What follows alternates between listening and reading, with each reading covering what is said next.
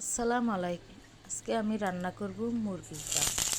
Layer মুরগির চামড়া ভালো করে ধুয়ে ছোট ছোট কিউব করে কেটে নিয়ে ধুয়ে রেখেছি, একটু হালকা করে গরম পানি দিয়ে ধুয়ে রেখেছি। তারপরে পেনে দিয়ে দিলাম 3 টেবিল চামচ তেল, 1 টেবিল চামচ আস্ত জিরা, 4-5টা পেঁয়াজ কুচি আর 6টা কাঁচামরিচ ফালি দিয়ে একটু ভালো করে নেড়ে চেড়ে নেব। একটু ব্রাউন কালার হয়ে আসলে সব মশলা আমি একে একে দিয়ে দেবো। হলুদ গুঁড়ো, মরিচ গুঁড়ো 1/2 চামচ, জিরের গুঁড়ো 1/2 চামচ, লবণ স্বাদ মতো, আদা রসুন পেস্ট জিরা দিয়েছি 2 টেবিল চামচ দিয়ে মশলাগুলো কষিয়ে নেব।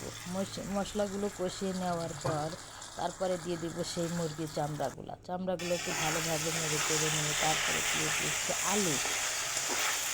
আলু আমার পছন্দের খাবার, সেজন্য আলু দিয়েছি। আলু দিয়ে একটু ভাজলে ভালো লাগে। তারপরে দিয়ে দিলাম 1/2 কাপ পানি দিয়ে ভালো করে 10 মিনিটের জন্য ঢেকে রেখে দিলাম। 10 মিনিট পর আবার চলে আসবো। দেখেন আমার একদম পারফেক্ট হয়ে গেছে। এত যে মজা হয়েছে। রেসিপিটা ভালো লাগলে চ্যানেলটি সাবস্ক্রাইব করবেন।